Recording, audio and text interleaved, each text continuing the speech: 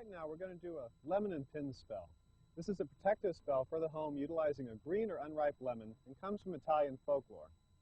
You'll need, as I said, a green or unripe lemon. This isn't the yellow lemons you buy in the store, and it isn't a lime either, although it sort of looks like a lime.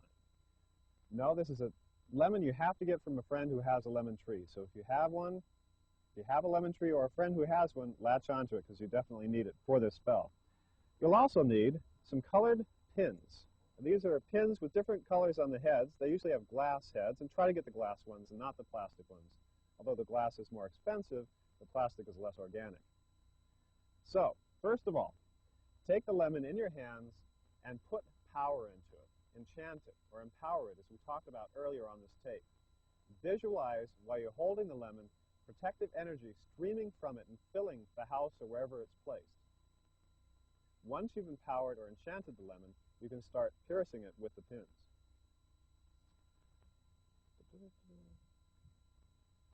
So as you place each pin and push it in about halfway, again, reaffirm the visualization within your mind. See this as being a huge lock or brilliant purple streams of energy which actually burn away all negativity. And completely cover and stud the lemon with pins until it looks something like this. So it looks like a satellite, doesn't it? A Sputnik or something. This is a powerful protectant for the home. Now, after about 6 or 8 months, it will have dried and shrunk to something that resembles this, which again isn't exactly attractive, but it does guard the home and its possessions. Once you're done with it, put a larger pin on the top of it, attach a red ribbon or yarn, and hang it up in the home. That's the lemon and pin spell.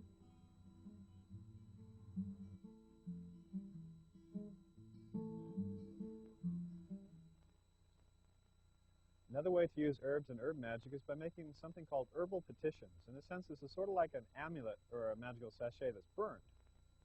You'll need a piece of paper, about like this, and a colored pen or a charred stick, like this, to create a symbol which represents your magical need. In this case, money, because how many of us don't need extra money?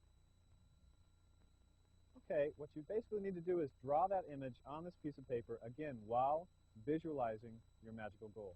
Since we're doing money here, I'll be visualizing myself as having money.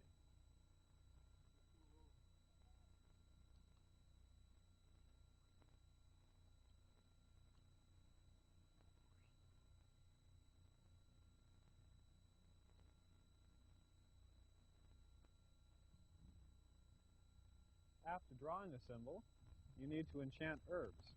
Now, since this is a money ritual or a money petition, I've ground and enchanted cloves, patchouli, and vervain, 3 herbs long associated with money. Okay, so after enchanting the herbs, take the piece of paper on which you've inscribed the symbol and transfer some of the enchanted herbs to the center of the paper, like so. Now, carefully fold up the paper, trapping the herbs inside of it. And now the only thing that's left is to light it. Light it on fire and burn it up into ashes. When you light something on fire, you change its physical structure, and in magic, you're releasing the energies locked within the object, in this case the herbs and the paper and the symbol, and letting them go out and bring your need into manifestation.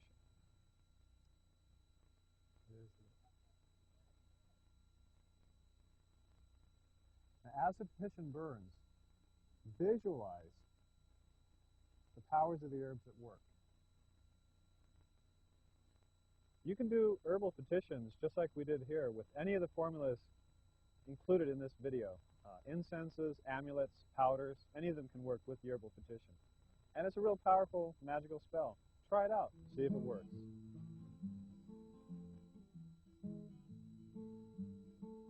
Herbs are often found growing near water. One of these includes celery. The seeds are eaten to promote concentration. Watercress, used in money spells. Cattails, which are worn by women in sachets to increase enjoyment of sex. The lotus, a protective flower known since ancient Egyptian times.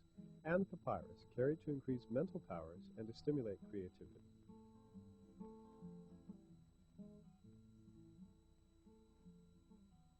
Oils are a wonderful way to capture the powers of herbs, but there is another process available for us to use. It's called tincturing or maceration. In tincturing, we use 192 proof alcohol, or ethyl alcohol, to capture the powers and essences of herbs. Now, this isn't the rubbing alcohol you buy in the drugstore. It is definitely grain alcohol, generally sold in the United States as Everclear, although it is available down in Tijuana under other names. If you do find some 192, try it out, try some tinctures, and see if they work for you. The process is quite simple. Simply take the 192 proof alcohol and pour it over herbs. Just barely cover the herbs. Don't drown them. Don't let them swim. It shouldn't look like you're making herb soup. Then tightly cork the bottle and shake it every day for about 2 weeks and let it sit. After that time, when you take off the top and smell it, it should smell like the herbs. Once you've made the tincture, it's really easy to use. Simply add a couple drops to your bath, anoint your body with it, maybe put a couple drops on an herbal petition or an herbal amulet. You might also anoint jewelry or altars or any sort of magical objects with the tinctures themselves. And that's it, magical tinctures. They're easy and they work.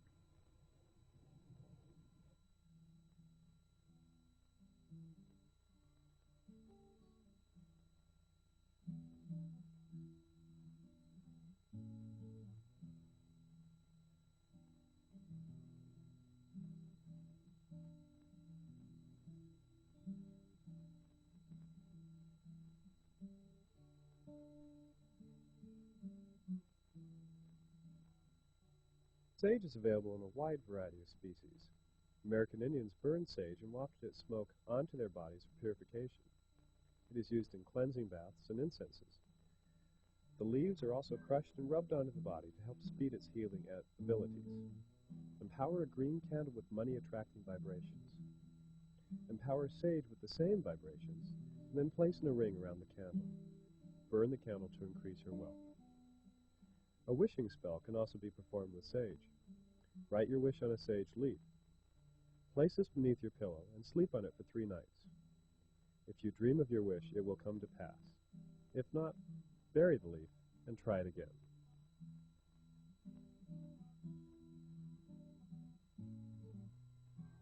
Rosemary is an ancient plant with numerous magical properties.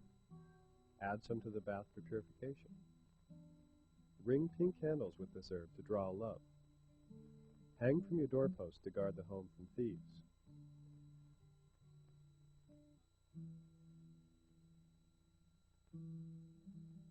Tuck some rosemary in your pocket to promote healing.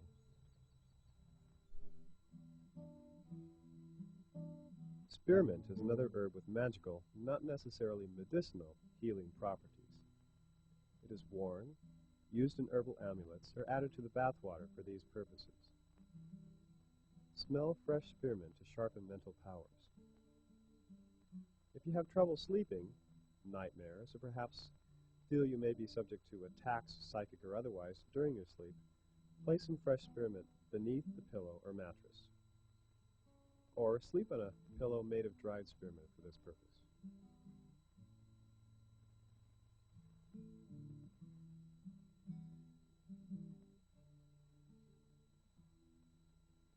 Wormwood is a powerful magical herb. Related to mugwort, it can be a bit dangerous if taken internally, so it's best to use it in external applications in magic. Wormwood's often worn for protection, just like mugwort. It's also placed under the pillow to attract love.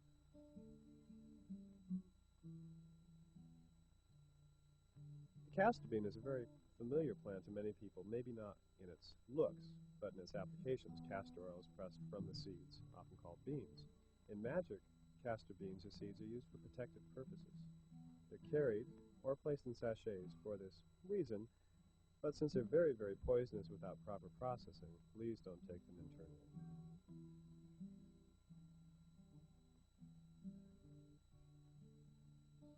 Thyme is another plant used in health and healing type spells.